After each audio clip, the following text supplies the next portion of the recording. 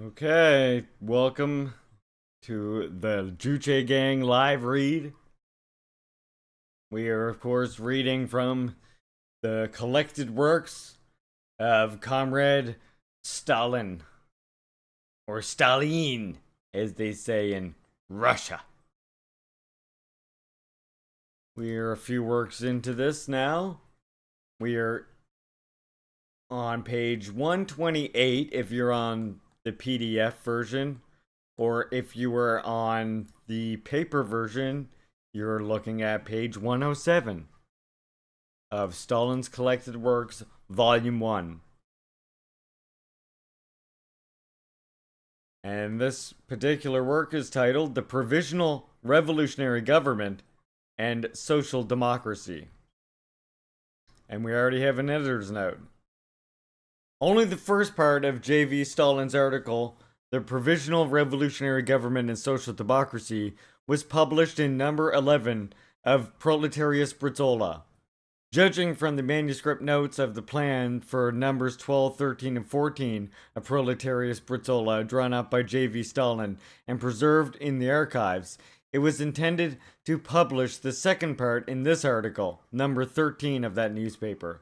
Owing to the fact that Proletarius Brizola ceased publication with number 12, the second part of the article was not published. Only the manuscript of the Russian translation of this part of the article was preserved in the files of the Gendarmerie. The Georgian text of the manuscript has not been found.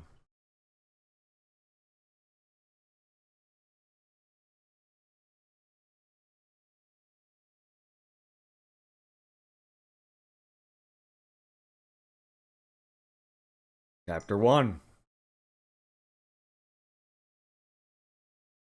The People's Revolution is gaining impetus. The proletariat is arming and raising the banner of revolt. The peasantry are straightening their backs and rallying around the proletariat. The time is not far distant when the general uprising will break out, and the hated throne of the hated Tsar will be swept from the face of the earth. The Tsar's government will be overthrown. On its ruins will be set up a government of the revolution, the Provisional Revolutionary Government, which will disarm the dark forces, arm the people, and immediately proceed to convoke a constituent assembly. Thus, the rule of the Tsar will give way to the rule of the people. That is the path which the People's Revolution is now taking. What must the provisional government do? It must disarm the dark forces, curb the enemies of the revolution, so that they shall not be able to restore the Tsarist autocracy. It must arm the people and help to carry the revolution through to the end. It must introduce freedom of speech, of the press, of assembly, and so forth. It must abolish indirect taxes and introduce progressive profits tax and progressive death duties. It must organize peasant committees, which will settle the land question in the countryside. It must also disestablish the church and secularize education. In addition to these general demands, the provisional government must also satisfy the class demands of the workers: freedom to strike, and freedom of association, the 8-hour day, state insurance for workers, hygienic conditions of labor, establishment of labor exchanges, and so forth. In short, the provisional government must fully carry out our minimum program. For the minimum program, see announcement about the Second Congress of the RSDLP. There you go. See that. In short, the provisional government must fully carry out the minimum program and immediately proceed to convene a popular constituent assembly which will give perpetual legal force to the changes that will have taken place in social life.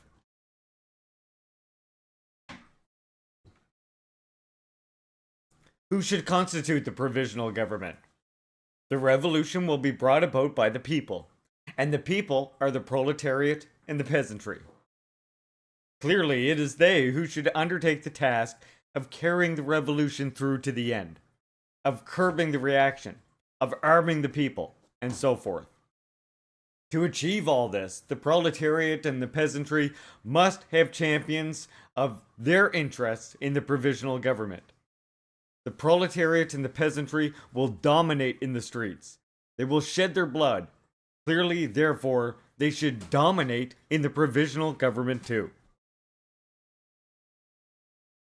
All this is true, we are told.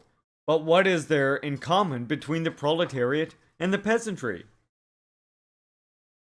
Common between them is their hatred of the survivals of serfdom, the life and death struggle they are waging against the Tsarist government, their desire for a democratic republic. This, however, cannot make us forget the truth that the differences between them are much greater. What are these differences? That the proletariat is the enemy of private property. It hates the bourgeois system, and it needs a democratic republic only in order to muster its forces for the purpose of overthrowing the bourgeois regime. Whereas the peasantry are tied to private property. They are bound to the bourgeois system and need a democratic republic in order to strengthen the foundations of the bourgeois regime. Needless to say, the peasantry, i.e., the petty bourgeoisie, it's a good, and that, by the way, that comparison, the peasantry, aka the petty bourgeoisie, gives you a way to think of this in our current terms, of course, as well, to generalize that experience. Needless to say, the peasantry will go against the proletariat only insofar as the proletariat will want to abolish private property. On the other hand, it is also clear that the peasantry will support the proletariat only insofar as the proletariat will want to overthrow the autocracy. The present revolution is a bourgeois revolution, i.e., it does not affect private property. Hence, at present, the peasantry have no reason for turning their weapons against the proletariat. But the present revolution totally rejects Tsarist rule. Hence, it is in the peasants' interests resolutely to join the proletariat, the leading force of the revolution. Clearly, also, it is in the proletariat's interest to support the peasantry, and jointly with them attack the common enemy, the Tsarist government. It is not for nothing that the great Engels says that before the victory of the democratic revolution, the proletariat must attack the existing system side by side with the petty bourgeoisie. See Iskra number 96. This passage is reproduced in Social Democrat number 5. See Democracy and Social Democracy.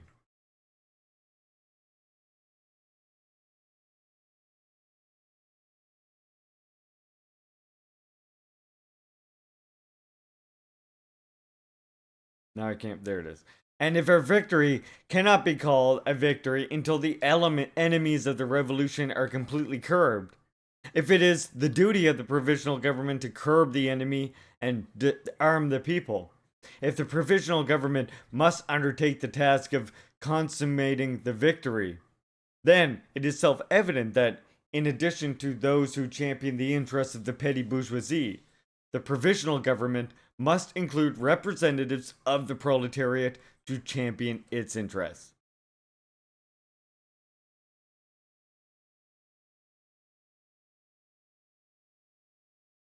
It would be sheer lunacy if the proletariat, acting as the leader of the revolution, left it entirely to the petty bourgeoisie to carry the revolution to its end.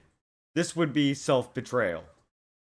It must not be forgotten, however, that the proletariat, as the enemy of private property, must have its own party, and must not turn aside from its path for a single moment. In other words, the proletariat and the peasantry must, by their combined efforts, put an end to the Tsar's government. By their combined effort, they must curb the enemies of the revolution, and precisely for this reason, not only the peasantry, but the proletariat also must have champions of its interests, social democrats, in the provisional government. This is so clear and obvious that one would think it would be unnecessary to talk about it. But out steps the minority, quote unquote, and, having doubts about this, ostensibly reiterates, "It is unbecoming for social democracy to be represented in the provisional government. It is contrary to its principles." Let us examine this question. What are the arguments of the minority? First of all, they refer to the Amsterdam Congress. The Amsterdam Congress of the Second International was held in August 1904. This Congress, in opposition to Juche, passed a resolution to the effect that socialists must not seek representation in bourgeois governments.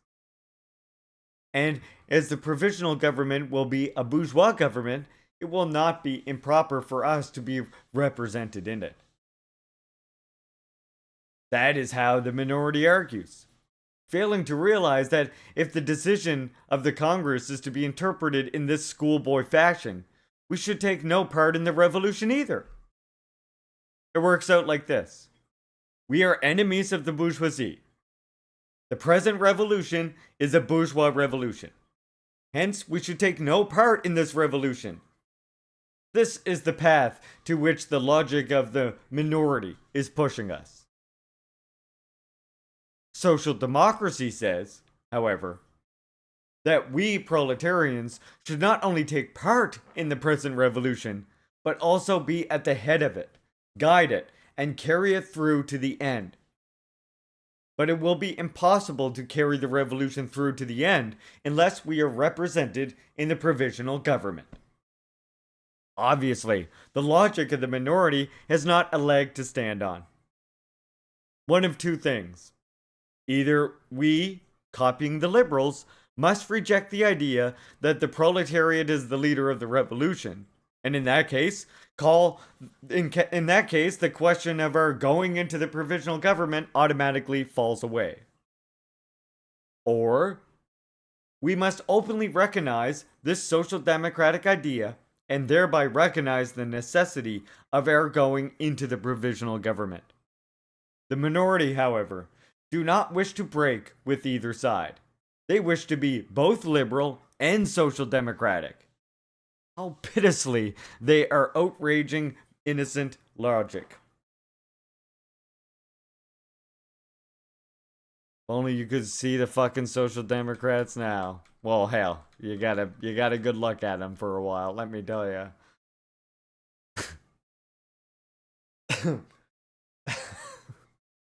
The Amsterdam Congress, however, had in mind the permanent government of France, and not a provisional revolutionary government. The government of France is a reactionary, conservative government. It protects the old and fights the new. It goes without saying that no true social democrat will join such a government. But a provisional government is revolutionary and progressive. It fights the old and clears the road for the new. It serves the interests of the revolution. I feel like I need to say this part again because damn, this hits close to home, and this right here tells you exactly why social democrats become defunct after they prove themselves to be traitors, with the outbreak of the inter-imperialist war. So this part right here is interesting because, This is like one of the major things, the major difference right here, right? The Amsterdam Congress, however, had in mind the permanent government in France and not a provisional revolutionary government. Right? So think about this now in the context of the US, Canada. Do we have provisional governments? The government of France is a reactionary, conservative government. It protects the old and fights the new. It goes without saying that no true social democrat will join such a government. Zoran! Excuse me. Bernie Sanders! But a provisional government is revolutionary and progressive. It fights the old and clears the road for the new. It serves the interests of the revolution.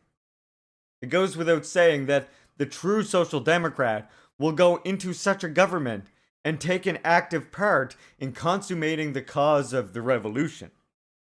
As you see, these are different things. Consequently, it is useless for the minority to clutch at the Amsterdam Congress. That will not save it.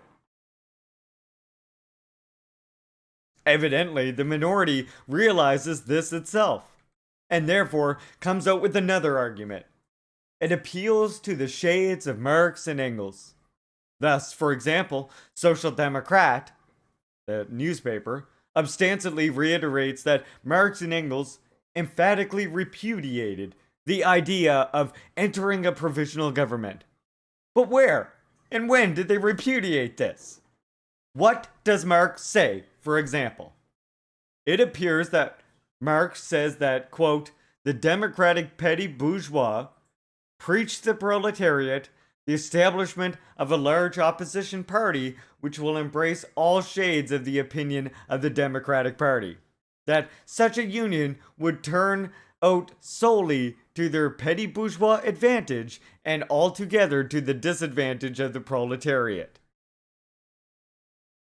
See Social Democrat number 6, etc. Karl Marx and Friedrich Engels address at the Central Committee of the Communist League. See Karl Marx and Friedrich Engels Selected Works, Volume 1, Moscow, 1951. In short, the proletariat must have a separate class party. But who is opposed to this? Learned critic? Why are you tilling at windmills? And again, right? Right there. Nevertheless, the critic goes on quoting Marx.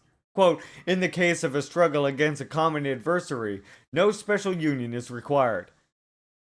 As soon as such an adversary has to be fought directly, the interests of both parties for the moment coincide, and this association, calculated to last only for the moment, will arise of itself. During the struggle and after the struggle, the workers must, at every opportunity, put forward their own needs. It ought to be demands, alongside the needs, demands, of the bourgeois Democrats. In other words, from the first moment of victory, mistrust must be directed against the workers' previous allies, against the party that wishes to exploit the common victory for itself alone. Social Democrat number 5 again. In other words, the proletariat must pursue its own road and support the petty bourgeoisie only insofar as this does not run counter to its own interests. But who is opposed to this, astonishing critic? And why did you have to refer to the words of Marx? Does Marx say anything about a provisional revolutionary government? Not a word. Does Marx say that entering a provisional government during the democratic revolution is opposed to our principles? Not a word. Why, then, does our author go into such childish raptures? Where did he dig up this contradiction in principle between us and Marx? Poor critic! He puffs and strains in effort to find such a contradiction, but to his chagrin, nothing comes of it. Stalin throwing some serious fucking shade in here. What does Engels say, according to the Mensheviks? It appears that in the letter to Turati, he says that the impending revolution in Italy will be a petty bourgeois and not a socialist revolution. That before its victory, the proletariat must come out against the existing regime jointly with the petty bourgeoisie, but must, without fail, have its own party. That it would be extremely dangerous for the socialists to enter the new government after the victory of the revolution. If they did that, they would repeat the blunder made by Louis Blanc and other French socialists in 1848, etc. See Social Democrat number 5. Social Democrat gives these words in quotation marks. One would think that these were words of Engels, or quoted literally, but this is not the case. The author merely gives in his own words the gist of Engels' letter. Ooh, sneaky, sneaky. The fucking liberals. Do not trust the liberals. They'll betray you every time. In other words, insofar as the Italian Revolution will be democratic and not a socialist revolution, it would be a great mistake to dream of the rule of the proletariat and remain in the government after the victory. Only before the victory can the proletariat come out jointly with the petty bourgeoisie against the common enemy. But who is arguing against this? Who says that we must confuse the democratic revolution with the socialist revolution? What was the purpose of referring to Turati and follower of Bernstein? Or why was it necessary to recall Louis Blanc? Louis Blanc was a petty bourgeois socialist, quote unquote. We are discussing social democrats. There was no social democratic party in Louis Blanc's time. But here we are, discussing precisely such a party. The French socialists had in view the conquest of political power. What interests us here is the question of entering a provisional government. Did Engels say that entering a provisional government during democratic revolution is opposed to her principles? He said nothing of the kind. And what is all this talk about Mr. Menshevik? How do you fail to understand that to confuse questions is not to solve them? And why did you have to trouble the shades of Marx and Engels for nothing? Evidently, the minority realizes that the names of Marx and Engels will not save it. And so now it clutches to a third argument. You want to put a double curb on the enemies of the revolution, the minority tells us. You want the pressure of the proletariat upon the revolution to come not only from below, not only from the streets, but also from above, from the chambers of the provisional government. See Iskra, number 93. But this is opposed to the principle, the minority tells us reproachfully. Thus, the minority asserts that we must influence the course of the revolution only from below. The majority, however, is of the opinion that we must supplement action from below with action from above, in order that the pressure should come from all sides. Who then is opposing the principle of social democracy, the majority or the minority? Let us turn to Engels. In the 70s, an uprising broke out in Spain. The question of the provisional revolutionary government came up. At that time, Bakuinists, anarchists, were active there. They repudiated all action from above. And this gave rise to a controversy between them and Engels. The Bakuinists, anarchists, preached the very thing that the minority are saying today. The Bakuinists, says Engels, for years had been propagating the idea that all revolutionary action from above downward was pernicious, and that everything must be organized and carried out from below upward, 11. See Proletary number 3, in which these words of Engels are quoted. This refers to V.I. Lenin's work on a provisional revolutionary government, in which he quotes from Frederick Engels' articles, The Bakunis at Work. See V.I. Lenin Works, 4th Russian edition, volume 8, pages 443, 444, and 446.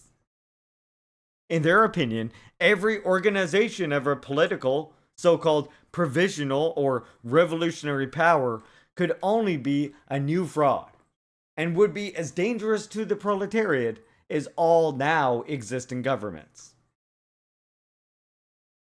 Okay, the next three are just the same, coming from the same quotes. Engels ridicules this view and says that life has ruthlessly defeated this doctrine of the Bakunis. The Bakunis were obliged to yield to the demands of life, and they, wholly against their anarchist principles, had to form a revolutionary government.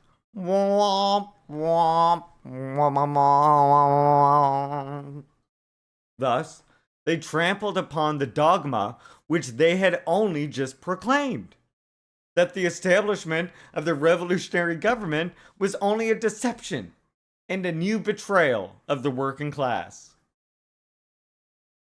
This is what Engels says.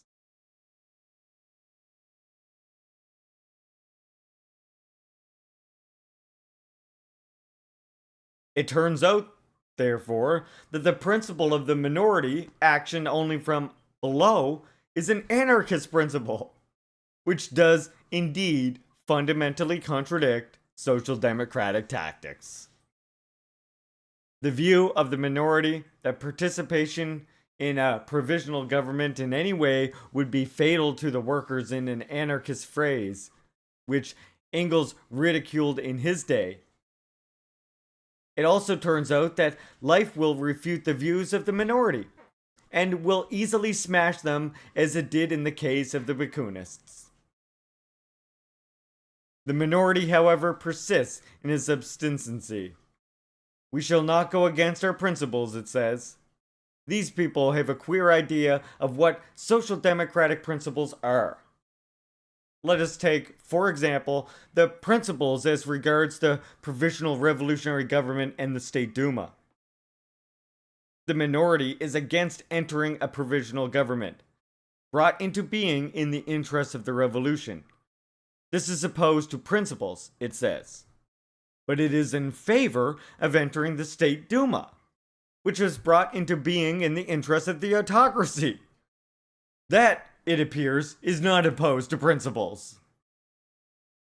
The minority is against entering a provisional government which the revolutionary people will set up, and to which the people will give legal sanction. That is opposed to principles, it says. But it is in favor of entering the State Duma, which is convoked by the autocratic Tsar, and to which the Tsar gives legal sanction. That, it appears, is not opposed to principles. The minority is against entering a provisional government whose mission it will be to bury the autocracy. That is opposed to principles. But it is in favor of entering the State Duma, whose mission it is to bolster up the autocracy. That, it appears, is not opposed to principles. But what principles are you talking about, most esteemed gentlemen? The principles of the liberals or of the social democrats? You would do very well if you gave a straight answer to this question. We have our doubts. But let us leave these questions. The point is that in its quest for principles, the minority has slipped onto the path of the anarchists. That has now become clear. Alright, 1 second here. Our Mensheviks did not like the resolutions that were adopted by the Third Party Congress. Their genuinely revolutionary meaning stirred up the Menshevik march and stimulated in it appetite for criticism, quote unquote. Evidently, it was the resolution on the provisional revolutionary government that mainly disturbed their opportunist minds and set out to destroy it.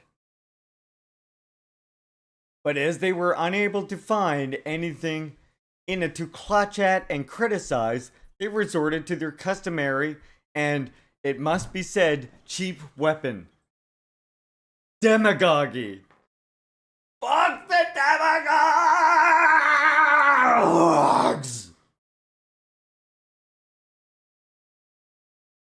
This resolution was drawn up as a bait for the workers to deceive and dazzle them, write these critics. And evidently, they are very pleased with the fuss they are making. They imagine that they have struck their opponent dead, that they are victor critics, and they exclaim, quote, "And they, the authors of the revolution, want to lead the proletariat," unquote. You look at these critics, and before your eyes rises the hero of Gogol's story, who, in the state of mental aberration, imagined that he was the king of Spain. Such is the fate of all megalomaniacs.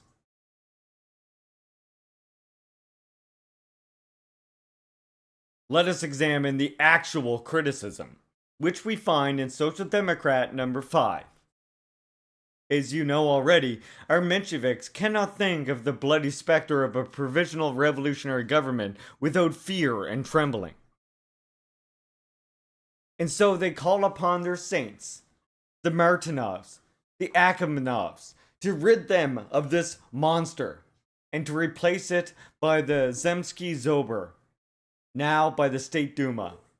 With this object, they laud the Zemsky Zober to the skies and try to palm off this rotten offspring of rotten Tsarism as good coin of the realm. Quote, "We know that the great French Revolution established a republic without having a provisional government," unquote, they write. Is that all? Don't you know any more than that, esteemed gentlemen? It is very little. You really ought to know more. You ought to know, for example, that the Great French Revolution triumphed as a bourgeois revolutionary movement, whereas the Russian revolutionary movement will triumph as a movement of the workers, or will not triumph at all, as G. Plekhanov quite rightly says. In France, the bourgeoisie was at the head of the revolution. In Russia, it is the proletariat. There, the former guided the destiny of the revolution. Here, it is the latter. And is it not clear that with such a realignment of the leading revolutionary forces, the results cannot be identical for the respective classes? If in France, the bourgeoisie, being at the head of the revolution, reaped its fruits, must it also reap them in Russia? Notwithstanding the fact that the proletariat stands at the head of the revolution? Yes, say our Mensheviks. What took place there in France must also take place here in Russia. Oh, stagism, is it? Huh. Again, something you hear from dogmatists over and over here. These gentlemen, like undertakers, take the measure of one long dead and apply it to the living. Moreover, in doing so, they resorted to a rather big fraud. They cut off the head of the subject that interests us and shifted the points of the controversy to its tail.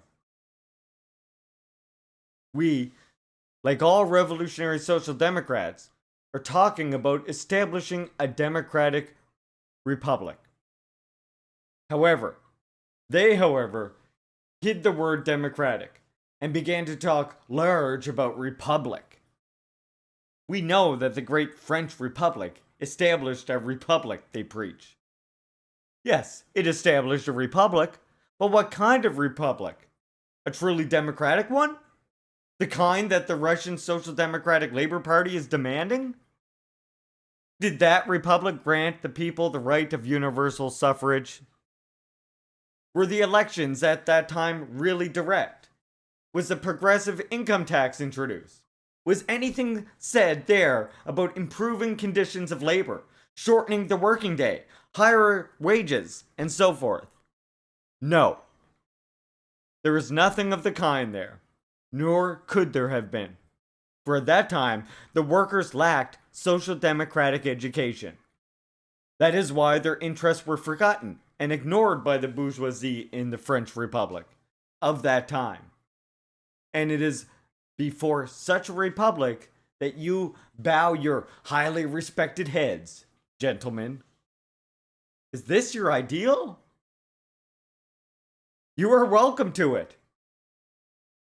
But remember, esteemed gentlemen, that worshipping such a republic has nothing in common with social democracy and its program. It is democratization of the worst sort. And you are smuggling all this in under the label of social democracy. Furthermore, the Mensheviks ought to know, you ought to know, not here, to deny you. Fuck you, GMO. Furthermore, the Mensheviks ought to know that the Russian bourgeoisie, with their Zemsky Sober, will not even grant us a republic such as was introduced in France. It has no intention whatever of abolishing the monarchy. Knowing how insolent the workers are, where there is no monarchy, it is striving to keep this fortress intact and to convert it into its own weapon against its uncompromising foe, the proletariat. But is its object in negotiating in the name of the people with the butcher czar and advising him to convoke a Zemsky Sober in the interest of the country and the throne, and in order to avert anarchy? Are you Mensheviks really unaware of all of this?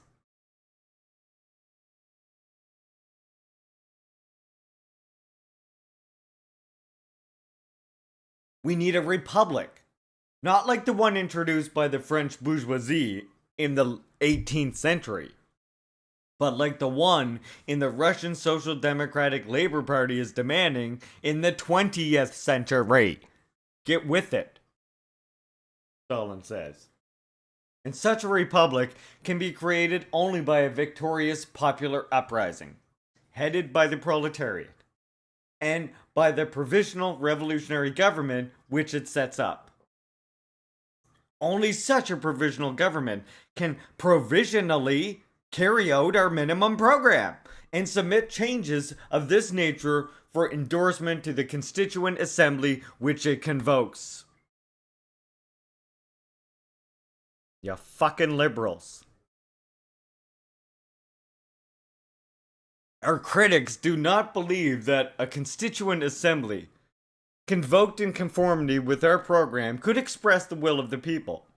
And how can they imagine this when they go no further than the Great French Revolution, which occurred 115 or 116 years ago? Rich and influential persons, continue the critics, possesses so many means of wrangling the elections in their favor that all talk about the actual will of the people is absolutely beside the point. Prevent poor voters from becoming instruments for expressing the will of the rich, a tremendous struggle must be waged, and a long period of party discipline, which the Mensheviks do not recognize, is needed. All this has not been achieved even in Europe, in spite of its long period of political training. And yet, our Bolsheviks think that this talisman lies in the hands of the provisional government, unquote. This is Kovatskim. I hate this word. This is Kovatsim indeed. Here you have a life-size picture of their late majesties, the tactical process, and the organization process. It is impossible to demand in Russia what has not yet been achieved in Europe, the critics tell us, for our edification. But we know that our minimum program has not been fully achieved in Europe, or even in America. Consequently, in the opinion of the Mensheviks, whoever accepts it and fights for its achievement in Russia after the fall of the autocracy is an incongruable dreamer, a miserable Don Quixote. In short, our minimum program is false and utopian, and has nothing in common with real life. Isn't that so, messieurs, critics? That is what it appears to be, according to you. But in that case, show more courage, and say so openly, without equivocation.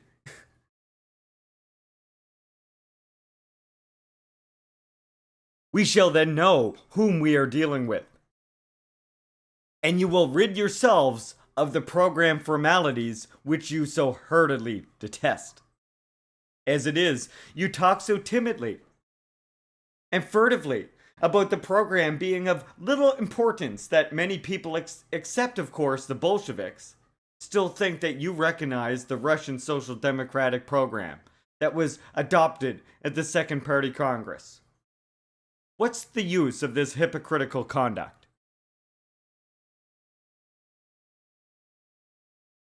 This brings us right down to the roots of our disagreements. You do not believe in our program, and you challenge its correctness. We, however, always take it as our starting point and coordinate all our activities with it.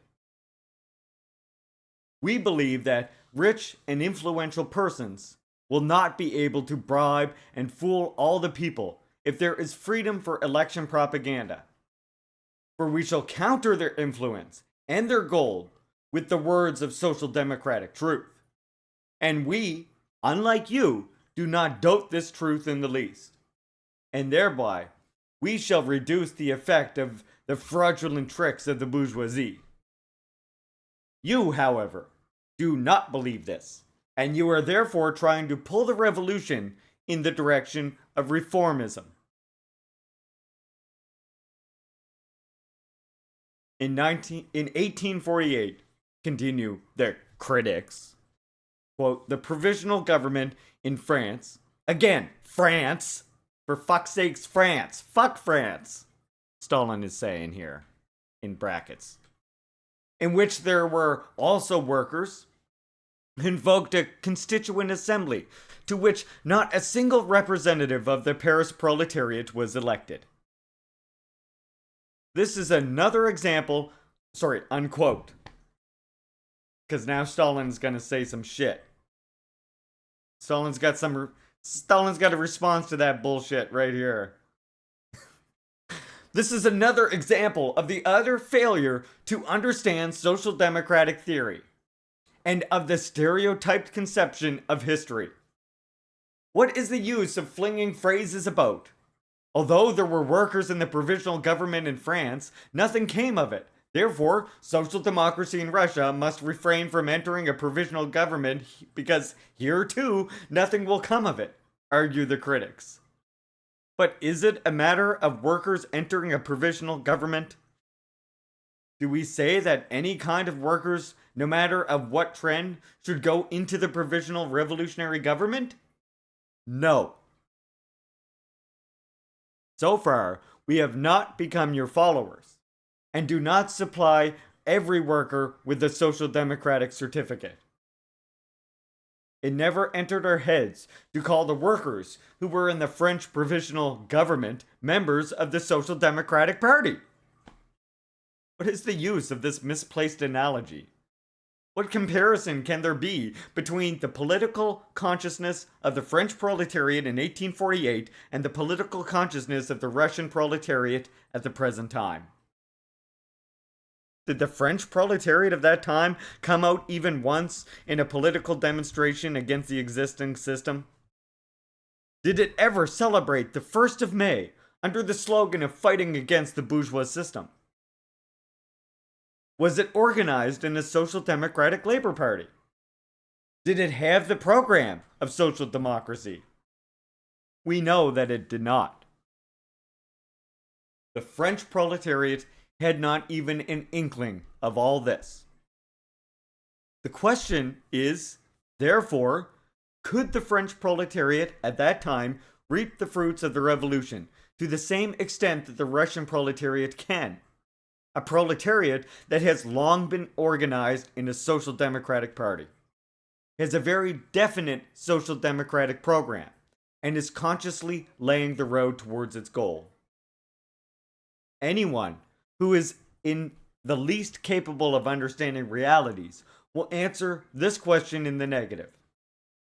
Only those who are capable of learning historical facts by rote, who are incapable of explaining their causes in conformity with place and time, can identify these two different magnitudes. We need, the critics preach to us again, quote, violence on the part of the people, uninterrupted revolution, and we must not be satisfied with elections and then disperse to our homes, unquote. Again, slander. Who told you, esteemed gentlemen, that we shall be satisfied with elections and then disperse to our homes? Mention his name.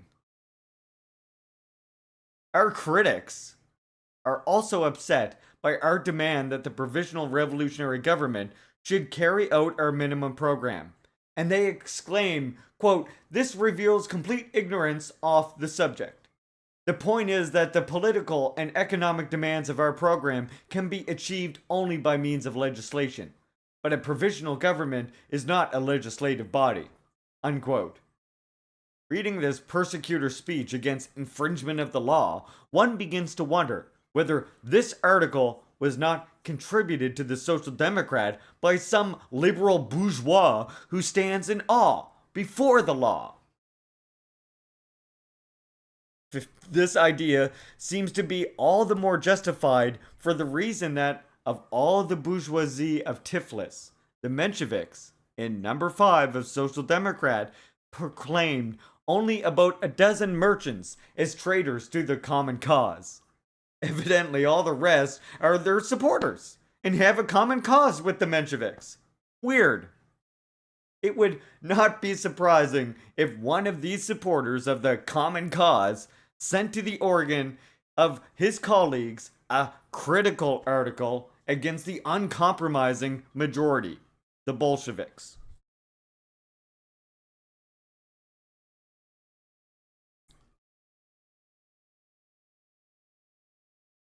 How else can one explain the bourgeois sophistry it expresses to the effect that a provisional revolutionary government has no right to abolish old and introduce new laws? Does not this argument smack of vulgar liberalism? And is it not strange to hear it coming from the mouth of a revolutionary?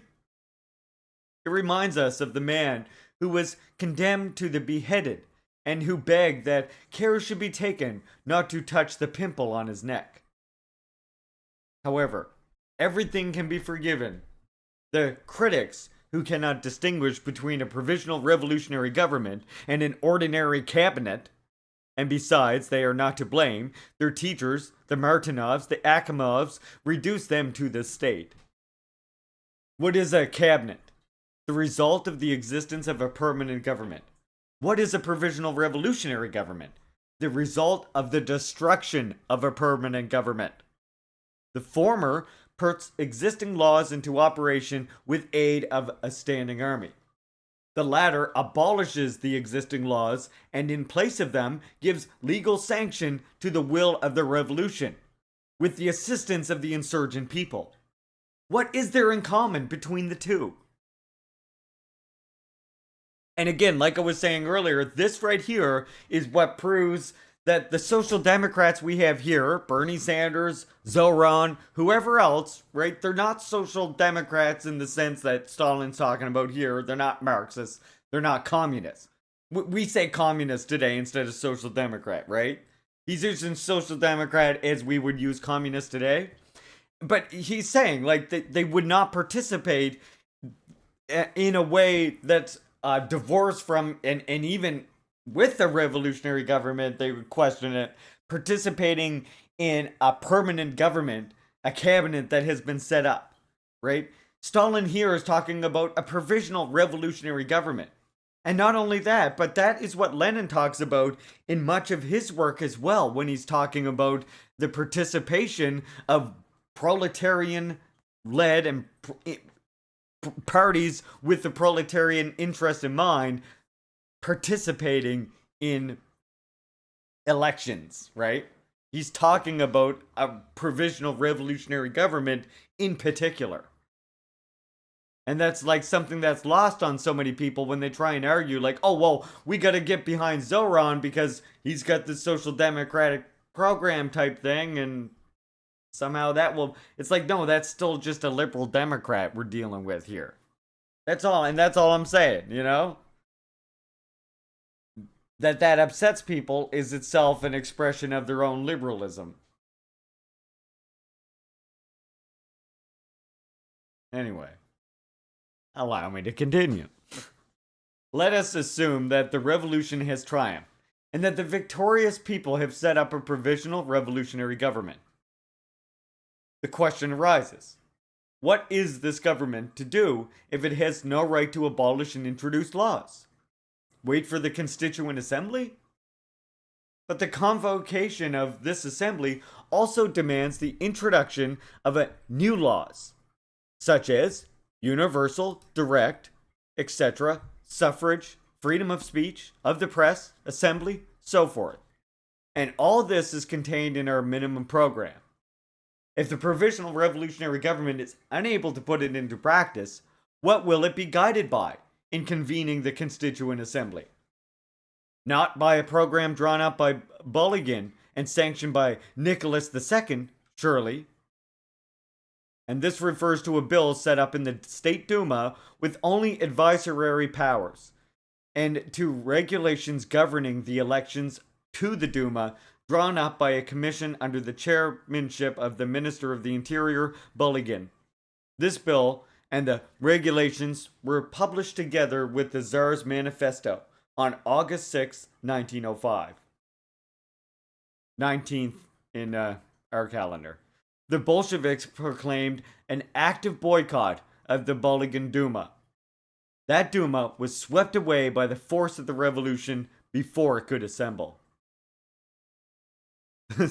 Stop being doomers. Stop detailing the shortfalls of bourgeois electoralism. Yeah, that'll somehow the funny thing about that Alexandra, the chatter just says this here. The funny thing about that too, right, is like they argue it as if you critiquing Bernie or you critiquing Zoran and pointing out what will be and like what their limitations will be for whether it's intentional or not, right? That somehow you pointing that out is like making people doomerist or defeatist. It's like, no, that's ridiculous, right? If anything, it's doing the opposite. It's giving people like the ability to see a different politic. A politic that represents them.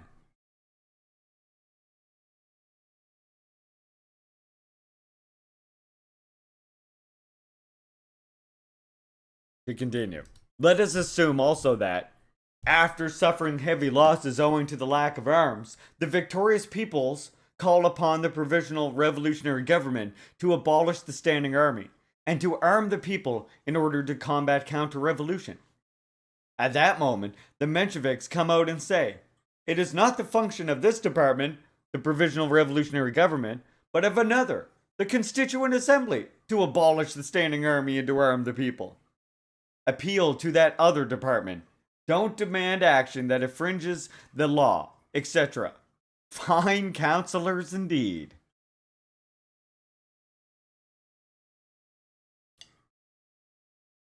Let us now see on what grounds the Mensheviks deprive the Provisional Revolutionary Government of legal capacity. Firstly, on the grounds that it is not a legislative body. And secondly, that if it passes laws, the Constituent Assembly will have nothing to do.